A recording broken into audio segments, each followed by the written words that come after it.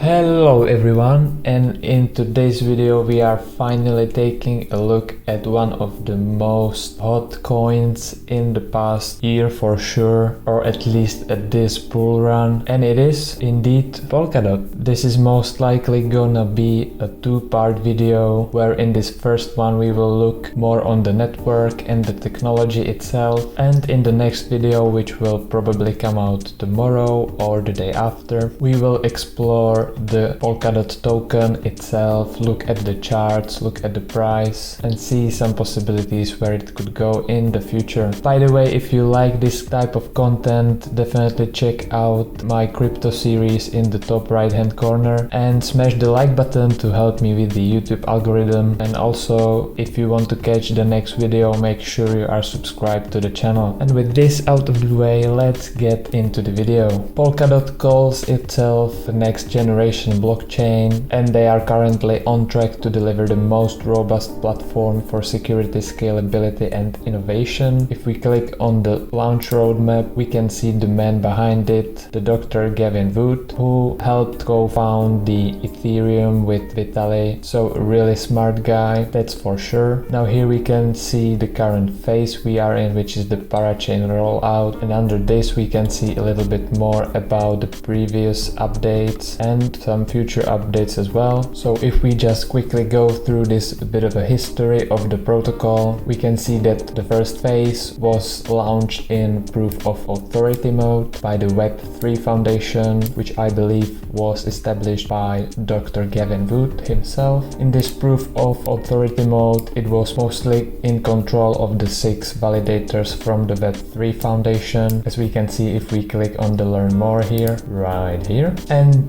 during this phase, basically the users were able to claim tokens from their Ethereum contracts and stake their tokens and declare their intent to validate or nominate. In the next phase, they changed it to a nominated proof of stake, which basically gave the control to a set of validators, so it became more decentralized, but also still mainly run by the Web3 Foundation to make sure it is working well and as intended. And when they felt confident, they proceed to the next phase, which was the governance and removing the pseudo. And if we want to find out more about the pseudo, for example, we can just go to the top of the page and enter the wiki section, and in this wiki section we can search for this term and find it in here, or we can see that it's right here on the first page. So the pseudo was a super user account with access to governance functions to initiate the first validator election. So back to the roadmap. So in this governance phase, they started accepting public proposals, and also the governance could take over most of the change decisions and also establish the council and technical committee. So here we have more about the governance and removing pseudo phase, which is nicely displayed on this diagram. So here we have the governance components, which are dot holders, council and technical committee. Both dot holders and council can make proposals, so dot holders would make public proposals, and the most sponsored one are selected for referendum periodically. Then the council makes proposals in the public referenda, and also the technical committee can make some emergency proposals for which they need 2/3 of technical committee and 3/4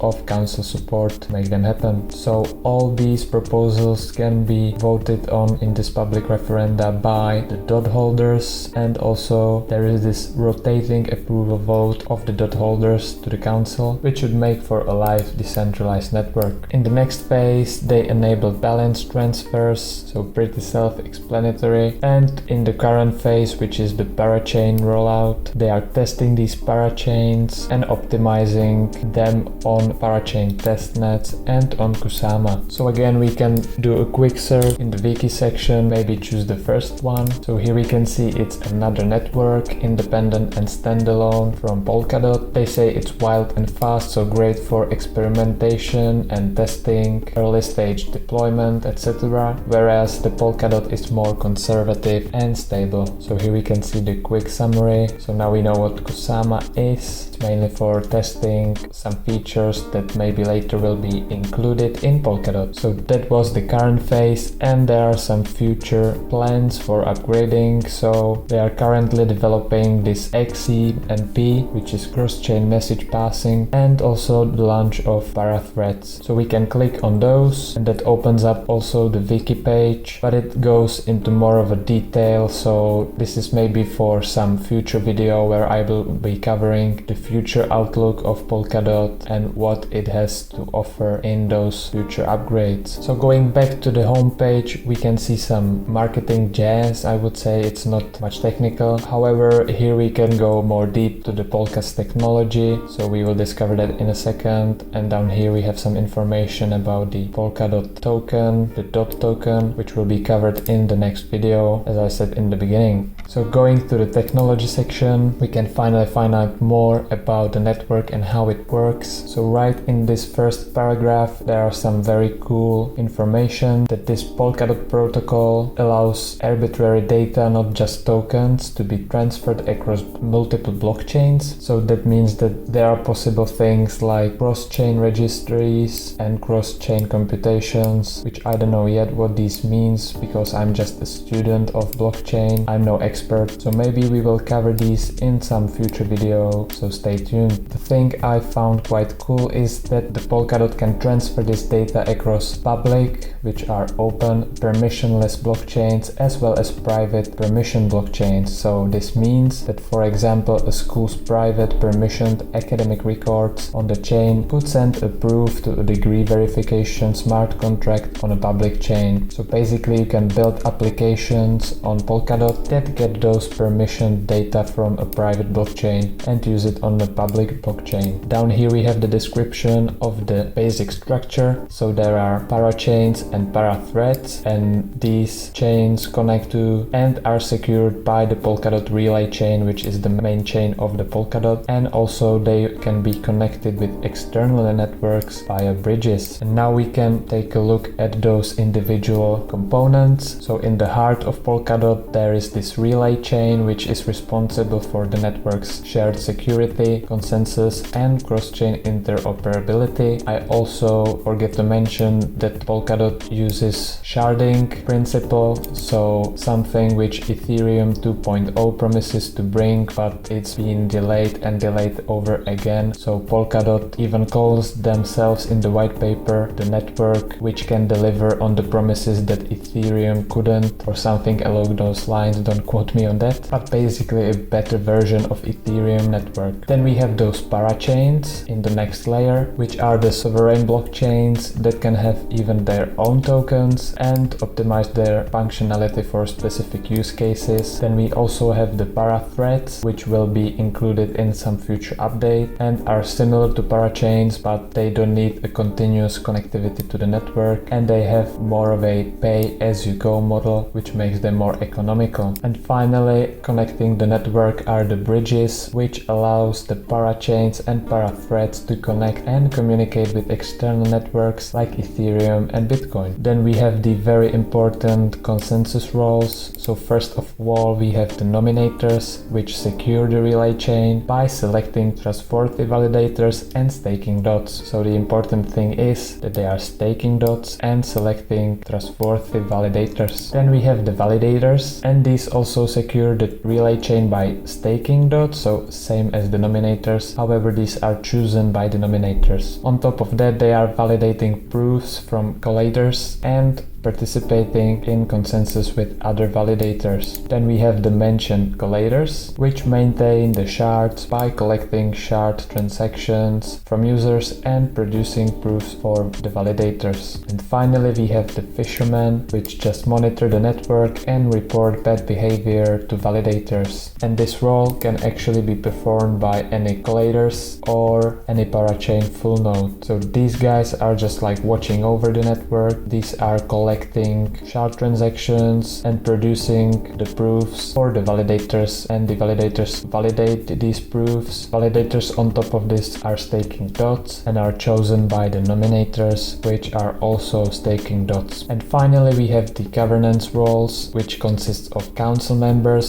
So these are elected to represent passive stakeholders in two primary governance roles. So they are proposing referenda and vetoing dangerous or malicious referenda. And besides those we have the technical committee, which is composed of teams actively building Polkadot and can propose emergency referenda together with the council for fast-track voting and implementation. Here is some more information about the relay chain, which is actually built with Substrate, and Substrate is maybe a good subject for another video for those more technical viewers which would be interested in this, so you can write in the comments if you want to know about this a bit more. But in a nutshell, it's a blockchain building framework that is the distillation of parity technologies, learnings building Ethereum, Bitcoin and enterprise blockchains. Also going a bit more to the technical side, the Polkadot state machine is compiled to WebAssembly, short WASM, which is a super performant virtual environment developed by companies like Google, Apple, Microsoft and Mozilla. So that's this building block here. And also the network uses libp2p, which is a flexible cross-platform network framework for peer-to-peer applications. It's positioned to be the future of decentralized applications, and now it's used by Polkadot, so that's the other building block. Finally, the runtime environment is being coding in Rust, C++ and Golang, making Polkadot accessible to a wide range of developers. So that's more of a technical overview for the developers, after which we have described the processing of transactions, which are processed in parallel thanks to the shards. So in this case the shards are called the parachains, and these can have their own use case, even their own tokens, and also the ability to control their own governance. So these parachains are basically chains in parallel to the main chain, which is called the relay chain, and parallel means that they can operate at the same time simultaneously, which enables high scalability, more transactions throughput, etc. They also claim to have a better security model, which they say is better than proof of work or proof of stake systems, because these blockchains compete with each other over resources to secure the network. However, the Polkadot take is a bit different by letting blockchains pool their security, which means that the blockchain's security is aggregated and applied to all. They also mention a high transparency on the chain. Any updates to the protocol happen without any forking, thanks to the transparent on-chain voting, and to participate in these governance decisions they use the DOT tokens, so they are up for a maximum freedom without affecting other parachains. And as I said, the parachains are free to design their own governance mechanisms, allowing for maximum freedom without affecting other parachains, which is pretty cool. Another feature is the trustworthy consensus algorithm, which is called Grandpa, which states for this. And they say that under good network conditions, Grandpa can finalize blocks nearly instantly, and under bad conditions, like a network partition, Grandpa can finalize large quantities of blocks, theoretically millions, at once when the partitions resolve. We can also learn more about Grandpa, which sends us to the Polkadot block, and I think this would be also a cool video for the future, so stay tuned and we will go over how this works. And then we have a cool overview what can be built on Polkadot, so from smart contract chains or data curation networks, so connecting some storage chains, or Oracle chains like Chainlink for example. And I'm planning to do also a video about Chainlink, so if you are interested, stay tuned and subscribe to the channel. Or identity chains, financial chains, Internet of Things chains, so a lot of different kinds of applications and use cases. So from my point of view, they are in a pretty good position for the future. And this is it for today's video. I hope you enjoyed it and get some real value out of this more technical explanation of Polkadot network. And if you did, please smash the like button to help me with the YouTube algorithm, and also subscribe for the future video in the next few days about the DOT token itself, where we will go through how it works, for what is it used, about the tokenomics a bit more, and also about the price charts and what is the outlook for the price in the future. If you are interested in more crypto and blockchain content, click to the playlist in the top right hand corner, and that's all from me. So I thank you for watching, and I will see you in the next one. Cheers!